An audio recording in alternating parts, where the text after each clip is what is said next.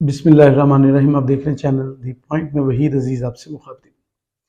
آج کی breaking news سب سے بڑی خبر جو ہے وہ یہ ہے کہ عمران خان کو ایک بڑا ریلیف ملا سپریم کورٹ سے۔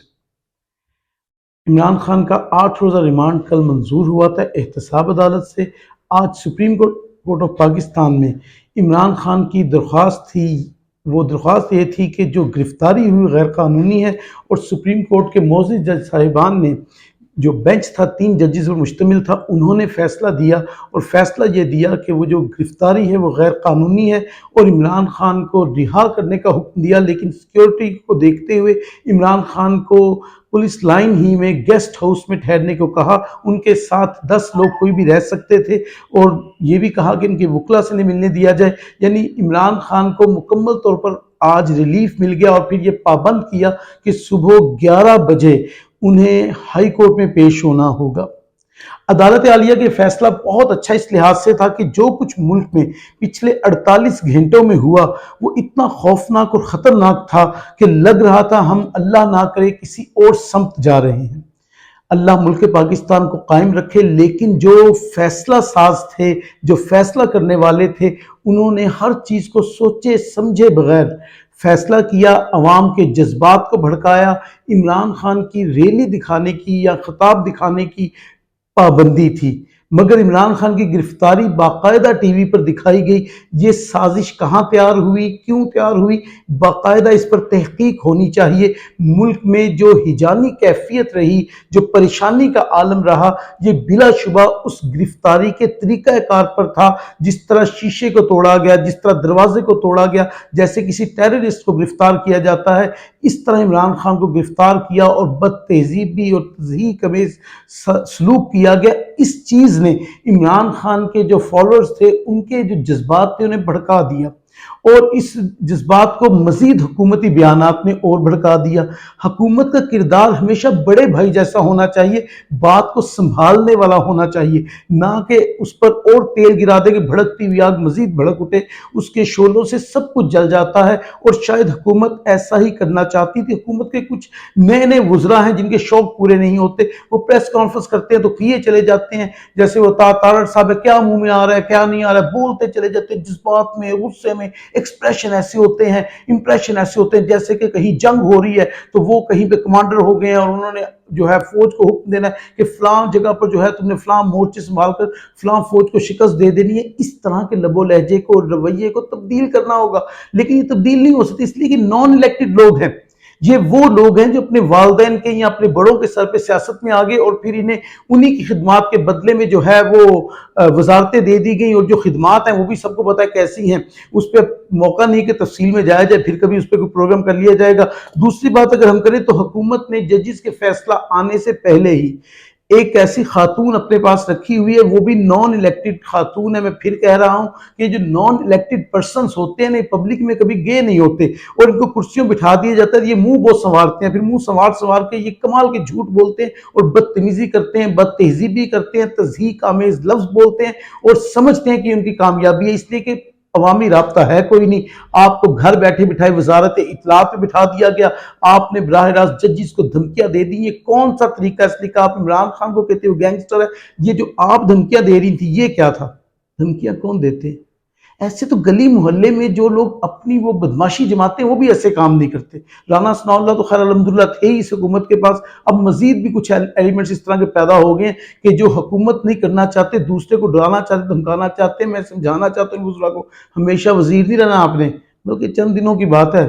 میرے خیال کے مطابق میں یہ خبر بھی آپ سے شیئر کر رہا ہوں کہ بہت لمبا وقت نہیں ان کے پاس، اور جو حالات ہیں وہ ان کے قابو میں نہیں ہے معاشی طور پر بھی۔ تو اس لیے یہ باتیں جو ہیں وہ اس طرح کی نہ کریں، ذرا سا تحمل سے کام لیں تاکہ ریاست چل سکے۔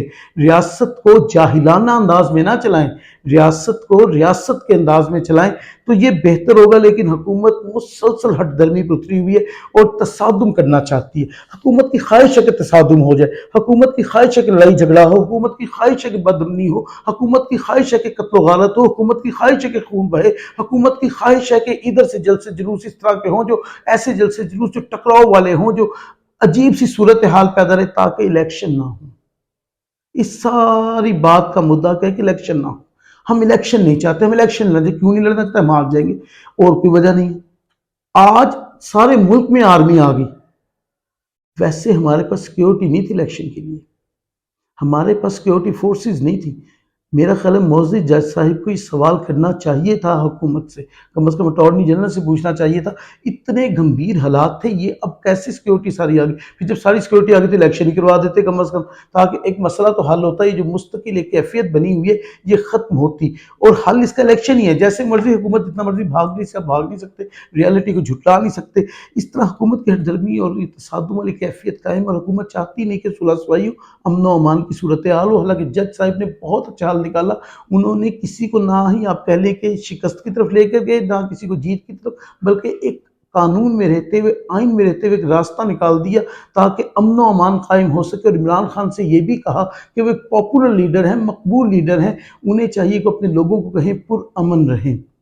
اس میسج میں ایک بات چھپی ہوئی تھی، اس کا تو کہیں نہ کہیں کچھ ایسا تھا جو کنٹرول میں نہیں تھا. تو پھر اس سارے کو سنبھالا گیا. یہ کوئی ایسی بات نہیں ہے کہ جس پہ یہ کہے کہ اس میں عمران خان کی بہت بڑی برتری ہو گئی ہے کسی کی. بنیادی طور پر کسی کو ریاست کا بڑا بننا پڑتا ہے، سامنے آنا پڑتا ہے. ہر وقت جلتی آگ پر تیل نہیں گرایا جاتا، بلکہ اس کو بجھانے کی کوشش کی جاتی ہے. اور آج چیف جسٹس صاحب نے بہت اچھا کردار ادا کیا، اور بلا شبہ ایسا ہی کردار ہونا چاہیے تھا. اس کے بعد اگر دیکھیں تو اس کا نتیجہ کیا ہوا؟ ابھی فیصلہ نہیں آیا تھا تو معزز جج صاحب پر باقاعدہ طور پر اعتراض شروع ہو گئے.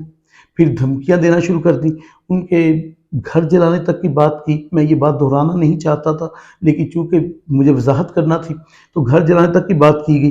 کیا یہ زبان ہے؟ کیا یہ حکومتی وزراء کی زبان ہے؟ کیا ایسے لوگ ان وزارتوں پر بیٹھے ہوئے جچتے ہیں؟ کیا یہ لوگ اہل ہیں کہ ان وزارتوں پر بیٹھے؟ میں نے پہلے کہا کہ انہوں نے کبھی الیکشن نہیں لڑا، انہیں پتہ ہی نہیں کہ الیکشن کیا ہے، انہیں پتہ ہی نہیں کیسے. ان کی تو سلیکشن کر دی ان لوگوں نے جن کی انہوں نے خدمت کی ہے. انہوں نے خدمت کے بدلے میں بادشاہوں کی طرح کہا جاؤ تمہیں یہ وزارت دے دی، تم ڈیزرو کرتے ہو نہیں کرتے، وزارت کو انجوائے کرو، تمہیں ملک سے کیا لگے، تمہیں ریاست سے کیا لگے. جو ہم کہیں گے وہ بول دینا، جو نہیں کہیں گے نہ بولنا. اور یہ چابی والے گڈے اور گڈی کی طرح بولتے چلے جاتے ہیں، پتہ ہی نہیں کیا بولنا اور کیا نہیں بولنا. پھر اس کے بعد اگر دیکھیں جو آج لب و لہجہ تھا، یا شہباز شریف صاحب کی جو کل کی تقریر تھی، اعتراف شکست تھا. آپ کبھی باڈی لینگویج دیکھیں ان کے فیس امپریشن دیکھیں، آپ کو واضح طور پر نظر آئے گا کہ یہ جنگ ہار گئے ہیں. یہ ہارے ہوئے جو وہ ہوتے نا کھلاڑی، ان کی طرح بیٹھے ہوئے بس ایسی ایک وہ بڑھ کے مارتے، ایسا کر دینا تھا میں نے، ایسا ہو جانا تھا. یہ سب باتیں جو ہے نا اس وقت کی ہیں جب آپ سب کچھ ہارے ہوئے ہیں. آج مریم اورنگزیب نے جو پریس کانفرنس کی، اس میں بھی ان کی باڈی لینگویج، ان کے فیس امپریشن بتا رہے تھے کہ وہ شکست خوردہ ہیں، اور شکست خوردہ ہو کر بول رہی ہیں ایسی جیسے محلے میں کوئی بڑا بچہ کسی چھوٹے بچے کو مارتا تو چھوٹا بچہ سے کہہ کچھ نہیں سکتا، تو آگے سے کہتا ہے اچھا ٹھیک ہے میں بتاؤں گا تمہیں، پتہ بتا دوں گا، میں تمہیں چھوڑوں گا نہیں. تو اس طرح کی دھمکیاں دے رہی تھی وہ. یہ مناسب بات نہیں ہے، اچھی بات نہیں ہے. اور اگر ابھی تک دیکھا جائے یہ جو 2-3 راؤنڈ ہو گئی سارے کھیل میں، اس میں عمران خان کی جیت ہوئی. عمران خان جیت کر مجھے قرآن حکیم کی آیت بڑی واضح، پہلے بھی بڑی واضح تھی اور واضح ہوگی، نمایاں ہوگی. وَتُعِزُّ مَن تَشَاءُ وَتُذِلُّ مَن تَشَاءُ. کیسے ویگو ڈالے میں لے کر گئے تھے اور آج مرسڈیز میں بٹھا کر واپس لے آئے. یہ اللہ عزت دیتا ہے جسے دیتا ہے. ایک منصوبہ وہ جو انسان بناتا ہے، ایک وہ ہے جو اللہ بناتا ہے، اور ہوتا وہی ہے جو اللہ کا منصوبہ ہوتا ہے. یہ بات ابھی تک ان لوگوں کو سمجھ بھی نہیں آ رہی کہ عمران خان میں بہت سی خامیاں ہوں گی، بہت سی ایسی چیزیں ہوں گی، لیکن اللہ رب العزت نے ہر جگہ پروٹیکٹ کیا اسے، اور بڑے سے بڑے مسئلے سے نکال دیا اسے. یہ اتنے بڑے مسئلے میں انہوں نے پھنسایا، اور جس طرح وہ شخص نکلا اور جس طرح اللہ نے اسے نکال دیا، یہ اسی کی رحمت نظر آتی ہے. تو اس چیز کو انہیں بھی تسلیم کر لینا چاہیے اور سمجھنا چاہیے کہ پبلک کھڑی ہے اس کے ساتھ، عوام اس کے ساتھ کھڑی ہے، ان کے لیے 2 بندے نہیں نکل سکتے. تو اس شخص کے لیے پورا ملک بند ہوا، لوگ باہر نکلے، لوگوں کے جذبات ابھرے ہوئے تھے. جس طرح گرفتار کیا گیا وہ تصویر ان کے ذہنوں پر نقش تھی، اور وہ کہہ لیں اس حد تک جذباتی تھے، کسی بھی چیز سے ٹکرانے کے موڈ میں تھے. جو جلاؤ گھراؤ ہوا وہ سب غلط ہوا. میں نے کل بھی یہ بات کہی، کوئی اسے فیور نہیں کرتا، کوئی پاکستانی، کوئی محب وطن سے فیور نہیں کرے گا. لیکن سوال پھر یہی ہے، جلاؤ گھراؤ کرنے والے کون لوگ تھے؟ ایک سوچی سمجھی سازش کے تحت ایک پلان کیا گیا تھا پی ٹی آئی کو پھنسانے کے لیے، جو کہ حکومت کا ہمیشہ کی طرح ایک اور پلان جو ہے وہ پٹ گیا ابھی تک، اور حکومت وہ نہیں کر پائی جو وہ کرنا چاہتی تھی. یہ پورا ایک منصوبہ تھا. اس منصوبے کو جس طرح سے چلایا گیا، جس طرح آپریٹ کیا گیا، لیکن آخر میں وہ سب نہیں ہو پایا جس کے حکومت خواہش مند تھی. لیکن مجموعی طور پر اس وقت صورتحال یہ ہے کہ ایک مرتبہ پھر عمران خان کی گرفتاری کی بازگشت موجود ہے. عمران خان کو گرفتار کرنا چاہتے ہیں۔ اب سمجھیے گا ساری بات کو، اگر ایک کیس ہے بھی، اب انکوائری بھی اس کی ٹھیک طرح سے شروع نہیں ہوئی، تو ایسے میں آپ کیسے کسی کو اریسٹ کر سکتے ہیں؟ ابھی تو بہت سے پروسیس ہوتے ہیں نیب کیسز میں، نیب قوانین کے مطابق پہلے سوال نامے ہوتے ہیں، پھر ان کے جواب ہوتے ہیں، کسی جواب پر مطمئن نہیں ہوتے تو پھر آپ سوال نامے بھیجتے ہیں کہ اس جواب پر مطمئن، اس کی وضاحت کر دی۔ جب کسی چیز کو آپ ثابت کر لیتے ہیں پھر آپ گرفتاری کی طرف جاتے ہیں، تو بہت سارے مراحل ابھی ہیں، لیکن ان سارے مراحل کو توڑتے ہوئے حکومت نے جو ہے شیشے توڑ کر، دروازے توڑ کر عمران خان کو گرفتار کر لیا، اور 48 گھنٹے جو کچھ ملک میں ہوا اس کے ذمہ دار بلا شبہ وہ گرفتاری کا طریقہ تھا جو نہیں ہونا چاہیے تھا۔ اب پھر اگر ایسا ہی کچھ ہوا، ایسا ہی حکومت کرنا چاہتی ہے تو اس کا مطلب حکومت کہیں بھی امن و امان اور سلامتی نہیں چاہتی، اور حکومت نہیں چاہتی کہ معاملات امن کے ساتھ چلیں، اور ایک وجہ تو ہے نہ چلنے کی، اس لیے کہ حکومت الیکشن نہیں چاہتی۔ حکومت چاہتی ہے کہ کچھ بھی اور ہو جائے لیکن الیکشن نہ ہو، اس لیے کہ الیکشن کا خوف انہیں ڈرا دیتا ہے، سر سے لے کر پاؤں تک کانپ جاتے ہیں۔ اس کی وجہ یہ ہے کہ 13 مہینے میں لوگوں کے منہ سے نوالا چھیننے والے ووٹ کس منہ سے جا کر مانگیں گے؟ ووٹ کو عزت دو کا نعرہ لگایا تھا انہوں نے، اور جس طرح انہوں نے اپنے ووٹر کو ذلیل کیا ہے نا، اور جتنا رسوا کیا ہے، اور جتنا انہوں نے سزا دی ان لوگوں کو جنہوں نے 2018 میں انہیں ووٹ نہیں دیے، اور جس طرح انہیں بھوک سے مارا ہے، وہ لوگ اب اس حد تک پختہ ہو گئے ہیں کہ وہ بھی بدلہ لینا جانتے ہیں، اور وہ اپنا بدلہ ووٹ کے ذریعے لیں گے۔ یہ بات ان کو سمجھ آ گئی ہے، پھر بھی یہ اس حقیقت کو ماننے سے انکار کر رہے ہیں۔ ویڈیو اچھی لگی ہے تو چینل سبسکرائب کیجیے گا، انشاءاللہ ایسی کسی ویڈیو سے پھر ملاقات ہوگی۔ اپنا خیال رکھیے گا، فی امان اللہ۔